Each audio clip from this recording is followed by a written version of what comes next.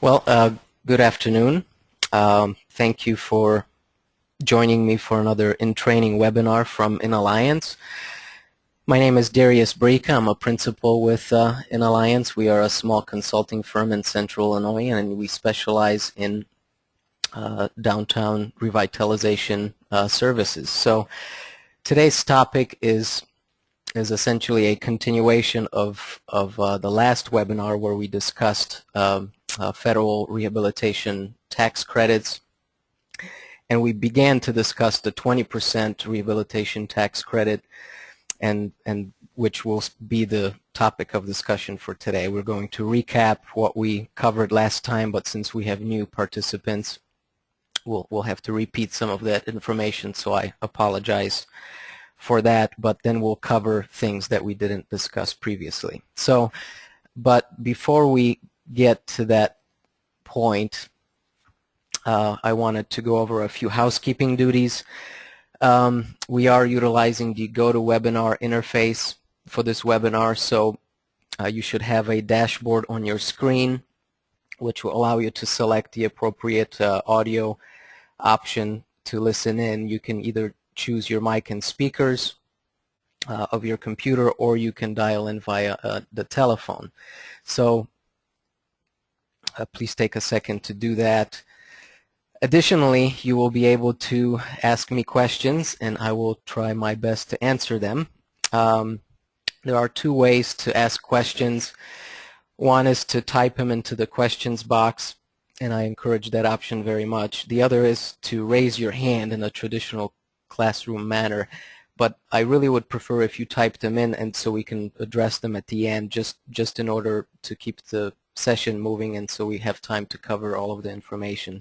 So please type in your questions as we go along, and I will answer them at the end. So furthermore, this session is being recorded, so as I send you a follow-up email with a brief survey link, you'll also get a link to the recorded webinar so you can watch it again for future reference, or to share it with other people that you think might find it useful. And as part of our survey, which again you'll get within a couple of days of the webinar, we would appreciate any feedback so we can make future webinars as useful as possible.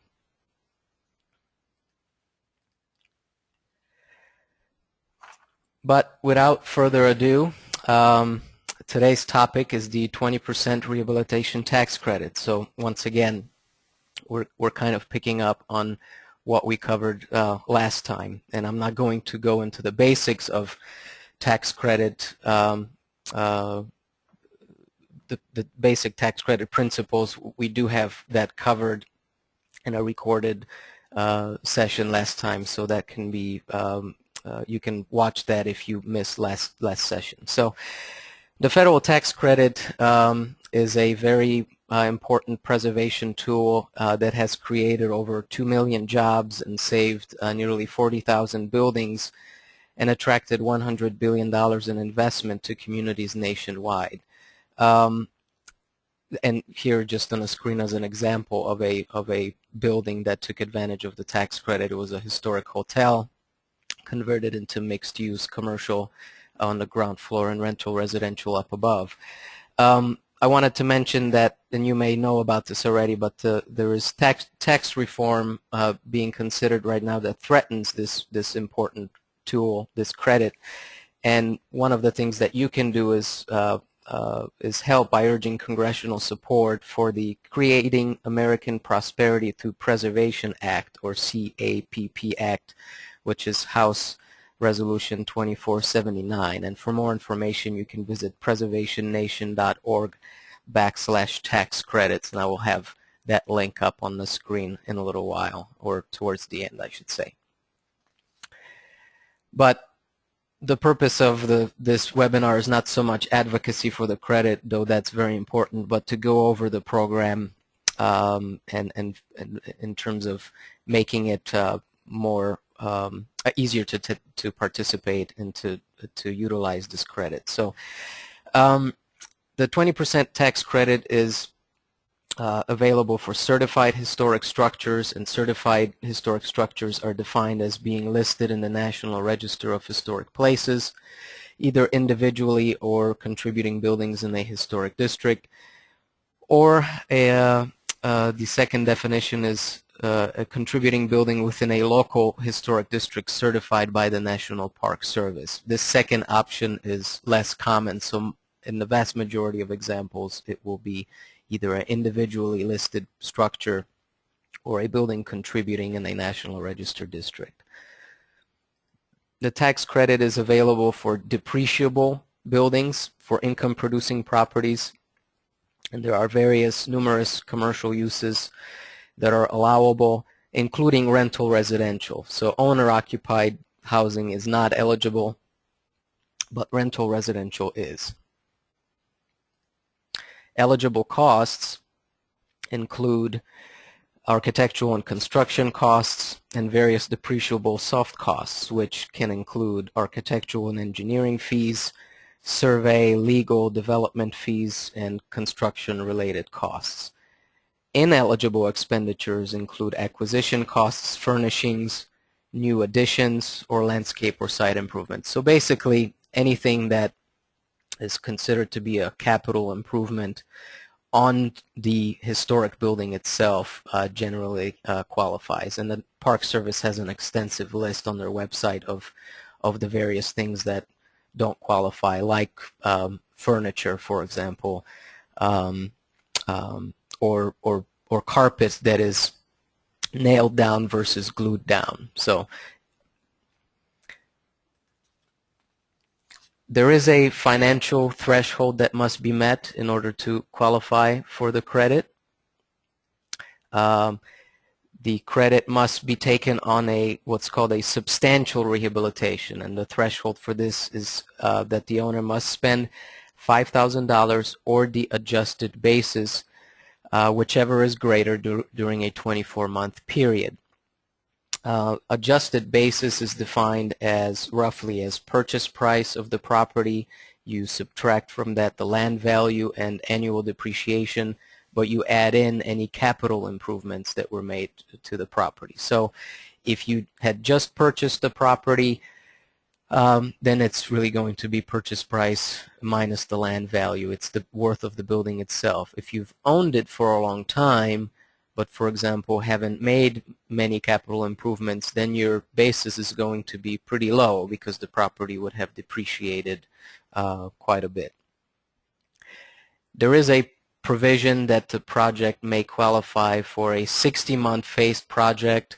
It generally requires a little bit more pre-planning on part of the applicant. The Park Service and the State Historic Preservation Office like to see more defined plans, and you will have to submit certain phases and in order to qualify for the project. The good part about the 60-month phase project is obviously you have more time to complete it, but you can also take the credit on phases that you've already completed. So as you go on. So that's, if possible, I always encourage people to take advantage of the 60-month project because you're not penalized for completing it early. Additional provision is that there is a three-part application process that must be reviewed by the State Historic Preservation Office and the National Park Service, and we'll discuss the three parts in detail in a second. And then finally, the project must meet the Secretary of the Interior standards for rehabilitation, and we'll discuss those briefly in a moment as well. The Park Service will charge a fee to review the project. So for projects that are less than $20,000 in rehab costs, there is no fee. For projects of $20,000, there is a $500 fee, which then gradually increases to $2,500 for projects that are $1 million in rehab costs or greater. So the most you would ever pay is $2,500, but there is that fee that you have to pay. You do have to retain the building for 5 years after you've taken the credit, or return a prorated portion of the benefit, which is 20% of the value of the credit per year. So say you sold the building after 3 years, you will have to pay 40% of the credit back. This is a bureaucratic process. You as applicants deal with the State Historic Preservation Office at the state level, which then send on that information to the National Park Service. And every time there is more information that's needed, the clock starts all over. So you have to keep that in mind, and that approval may take 3 to 6 months, depending on the complexity of the project, of the completeness of your submission. It's just something that you have to keep in mind. It's not necessarily a big deal if you know that going in, but you do have to budget for that or allow for that in your construction timelines. And another thing to keep in mind is that it is really strongly recommended and encouraged that these applications are filed before work begins. In the ideal world, this would be the way to go. There are a number of projects that are submitted during the process. The danger with that is that if there is work that was done that doesn't meet the standards and is irreversible, then you jeopardize your chances of taking advantage of the credit. So the applications may simply be not approved, the project may be disqualified, or it may be denied. So really getting to the SHPO office to see if what you're doing is appropriate and if it's going to qualify is the best way to go. So now on to the application, the three-part application that has to be submitted. The part one is the evaluation of significance. It's really just a two-page form. On page one is just contact information where you put in your address, your both of the building and of the owner, and also of the historic district that the property is located in. But the crux of the part one is on the second page, where you describe the physical appearance of the property, both exterior and interior, and then you provide a very brief narrative on its historic significance. And along with that, you submit a couple of photographs, and really 2 or 3 photographs are all that's necessary for most properties. It's not an extensive process in part one, and part two is where you really submit a ton of photos. So part one is not needed for individually listed properties. Individually listed buildings are already considered certified historic structures. So this only needs to be done for contributing buildings in National Register districts. And the final thing to keep in mind here to remember is that the part one must be submitted prior to placing the building in service. And this has everything to do with IRS regulations, which are, well, they are what they are. But if the part one is not submitted on time, the IRS will interpret that the work was done on a non-historic building. Since the part one essentially proves or makes the building a certified historic building, if you don't submit it before you place the building back in service, the IRS will say that you've worked on a non-historic structure, which is ridiculous, but it is what it is. You just have to do it. So the building doesn't become a certified historic structure until it is determined to be one through this part one process. So that thing is very critical to remember, and I've seen projects be denied because of that, because the part one was not submitted prior to finishing the project, and there's really nothing you can do about it. Here is an example of what the important part of part one looks like. So And this is actually excerpted from a publication on the National Park Service's website. The link is at the bottom of the page here. But the publication is called Introduction to Federal Tax Credits for Rehabilitating Historic Buildings, and this one is about Main Street commercial buildings. There are 3 other building types that have separate publications. One is for barns, another is for row houses, and finally one for wood frame houses. So this is from their own publication, and so if you have this type of commercial building, which is very representative of many contributing buildings across the country, the description of physical appearance at the top here, it's not lengthy. You describe briefly the exterior of the building as well as the interior, and that's it. And because when buildings are contributing within a historic district, their interior integrity is of less importance. It doesn't really impact whether it's contributing to a district or not. You don't have to sort of you don't have to be cautious in any manner by feeling, oh, the interior of my building doesn't have anything in it, so I have to sort of make up a wonderful description of what it is. It's a very matter of fact. Nothing that you will say in the physical appearance will really impact whether the building will be considered non-contributing. It already is according to your nomination, unless there were some major exterior changes that have occurred since it was listed.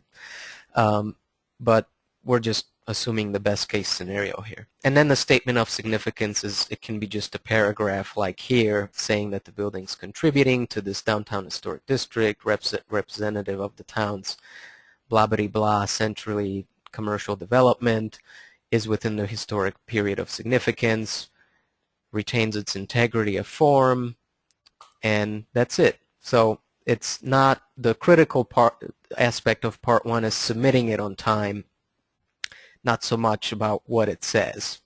Although, again, I think utilizing this particular example is very useful. This comes directly from the Park Service, so it is safe to use.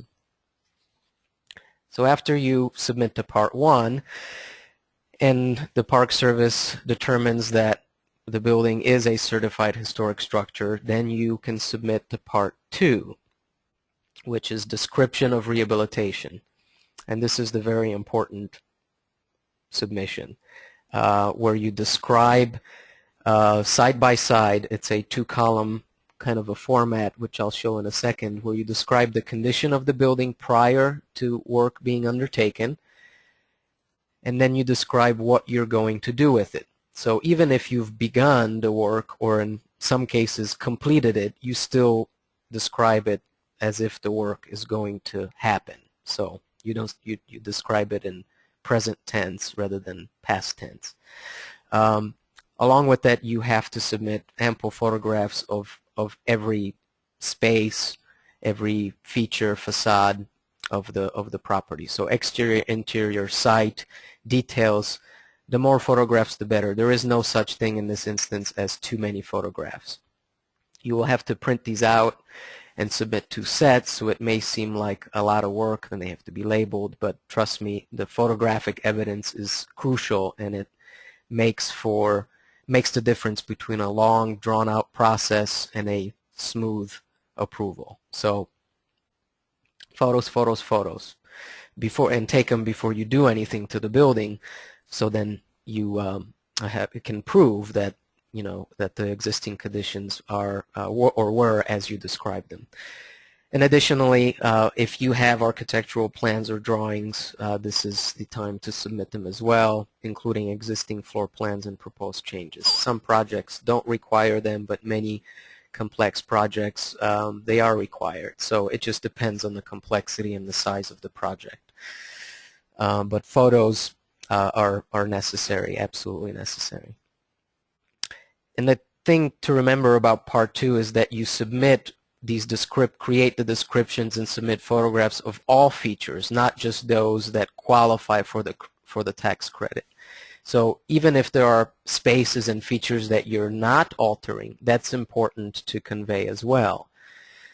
So, for example, the basement isn't getting any work. You take one photo of the basement and you describe it, dirt floor, exposed brick walls, um, wood rafters or floor joists. That's it. No work being done. It's as simple as that, but you do have to describe those features and spaces, even if work is not being done at all. So this is from that same publication that we looked at earlier, and this is that commercial building that after it was rehabbed.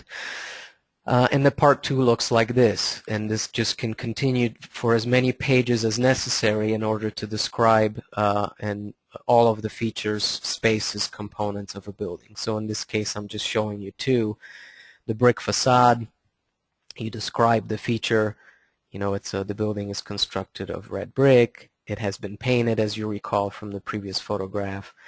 You just describe the condition of the brick facade, and then in the column next to it, you describe how you're going or what you're going to do with it. So in this case, the paint will be removed, and you want to describe how you're going to do it or refer to publications that already describe that in exhaustive detail. So, and what the Park Service and the SHPO is looking for is that what you're going to do is going to meet the Secretary of the Interior standards. So you describe it in order to ensure them that that's what's going to happen. And then, so you describe the brick facade, then the storefront, and you do the same thing, and then so on and so forth. And then you can do first floor commercial space, second floor commercial space, basement. Maybe you can focus on particular features. For example, pressed metal ceiling. You describe that and what you're going to do with it. There are a number of approaches to do that, as long as at the end of the application you've described everything about the building. So to this part 1, you key in your photographs and any drawings that exist, and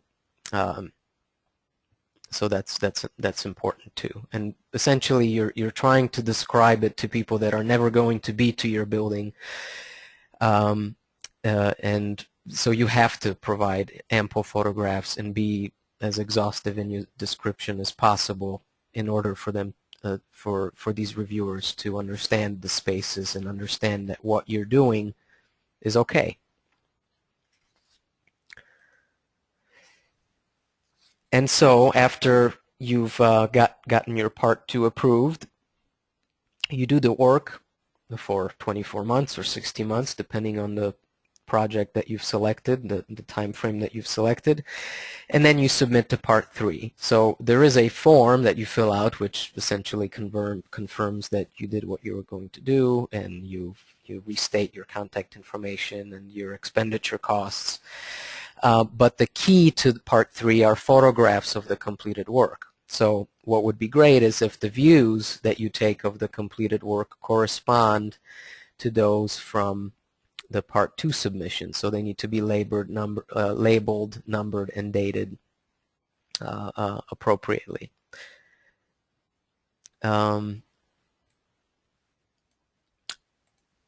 Let's see, what else do we have for this component? So the Part 3 signifies the completion of the project. Now, in terms of the photographic documentation, a few notes about that, because it's so critical to this whole process. Please take good quality photographs. Sometimes when you have to go back to 35 millimeter in order to show existing conditions, you really don't have any control over what photographs you're going to get, but there's really no excuse for poor quality photographs now. Digital cameras are cheap, and photo development is not expensive either, so you just have to take good quality photographs for the reviewers. So they can be digital but must be printed. Again, you will be required to submit at least 2 sets, one for the state and one for the National Park Service. And each state may have different requirements for that. So you do label and number the photographs and key them to the parts 2 and 3 and to the floor plans. Again, trying to paint this picture of a building, kind of a walkthrough of the property with photographs and floor plans. And ultimately, the issue with the photograph lies in that the burden of proof lies with you as the applicant. So you have to prove that the conditions, existing conditions, are a certain way to justify then your the proposed work that you described in part 2. And if something doesn't meet the standards, or there's a question as to whether it meets the standards, what was there before that you've replaced? You say that you had to replace it because it was rotted out, but you don't have a photo to show that it was either missing or damaged beyond repair.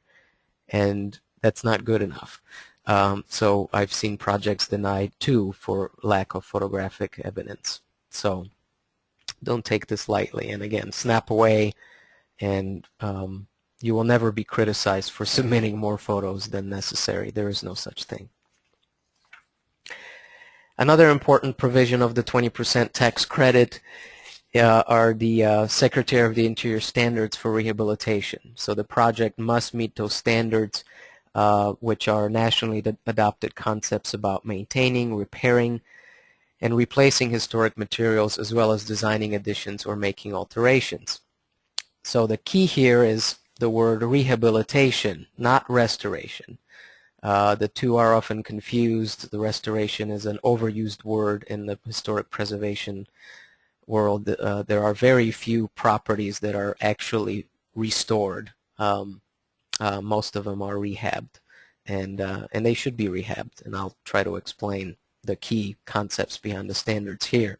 We're not going to go over all 10, but here are some general principles. So the standards tell us that we should retain and preserve the historic character of a property, and which means that the building is a sum of its parts. So it's, you know, everything that conveys the historic character of the property. So in this instance, the openness of the storefront, the materials, the cast iron columns, the upper story windows, the cornice, all of those things add up to the historic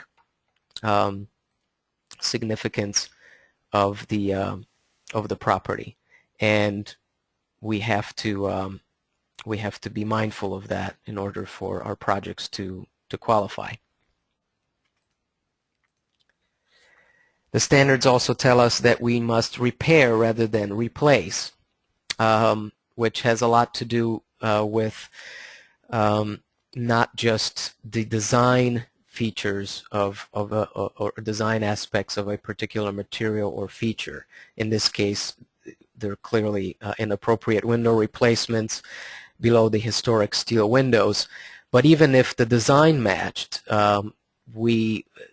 it's about the integrity of the material. If the design match, we're still looking at new windows versus historic windows. So the connection, the actual historic fabric is very important here. So we always go from evaluating repair first, if feasible, and then the last resort is replacement. It's not that it's not allowed, but we have to begin with repair.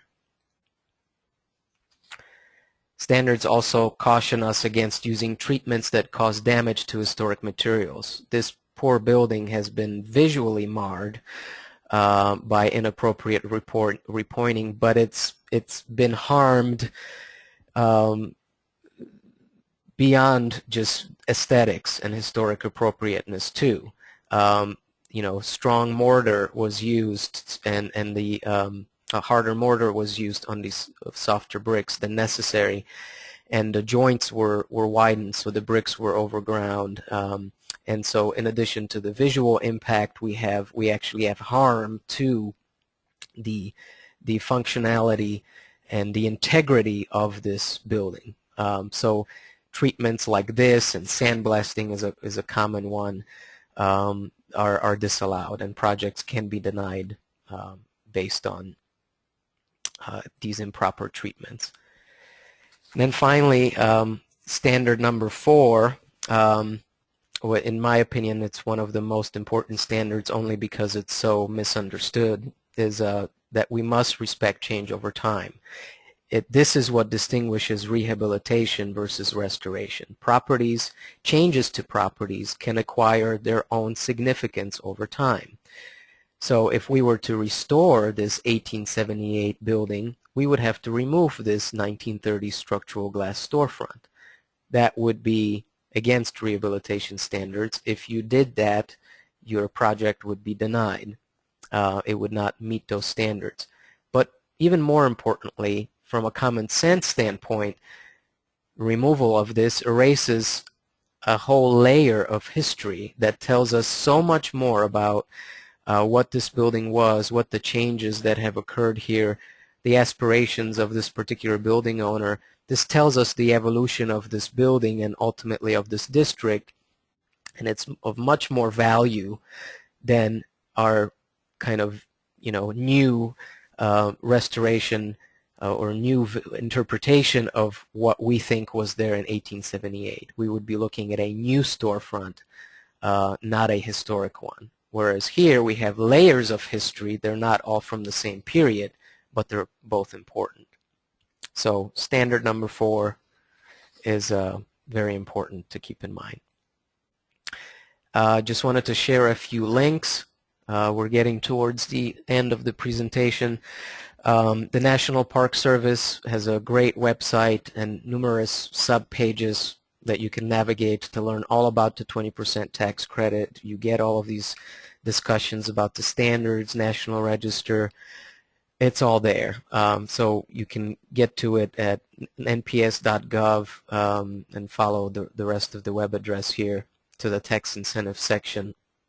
It's a great starting point for everything related to the 20% tax credit.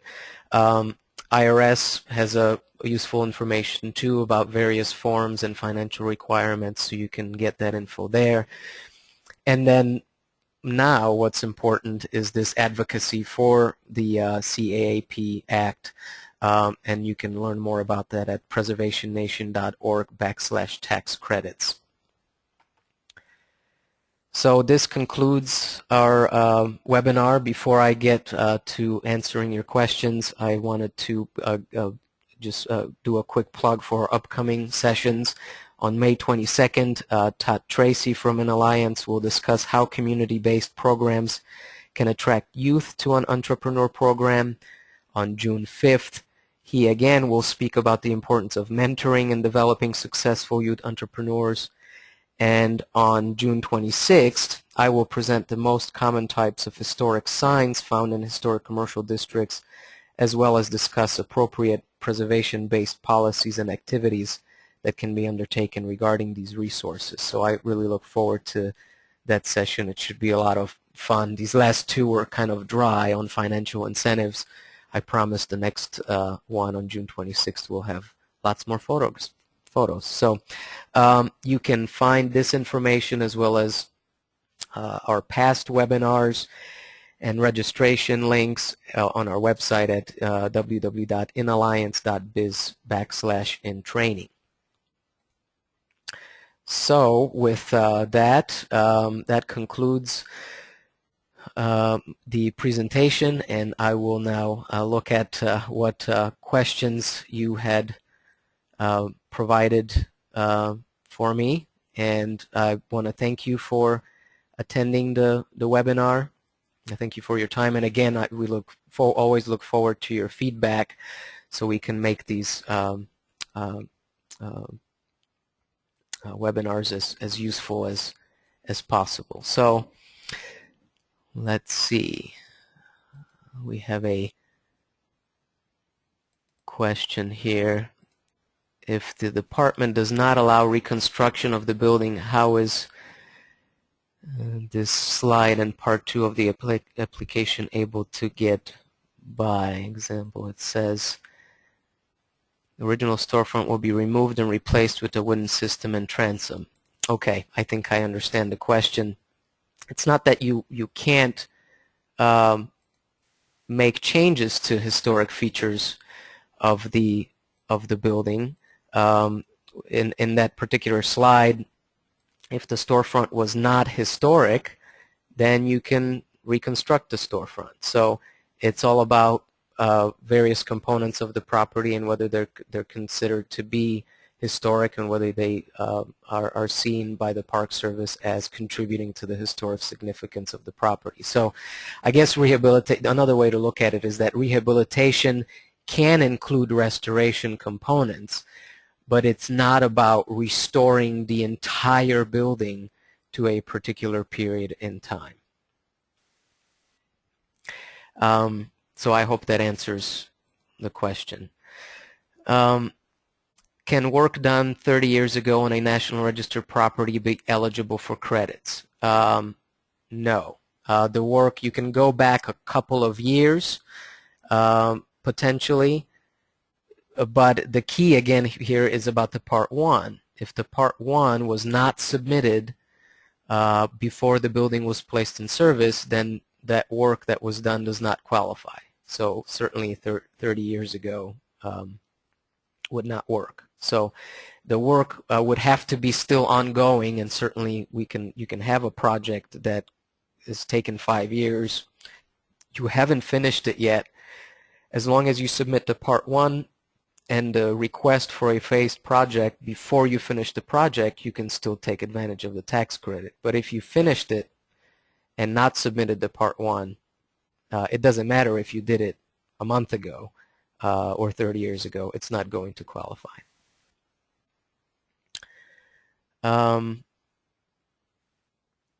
So those are the only questions that I see that were asked. So since there aren't any more, I thank you for your questions and for your participation, and have a wonderful afternoon. Once again, you will receive a link with some follow-up information and the recorded webinar from today. So thank you and have a great day.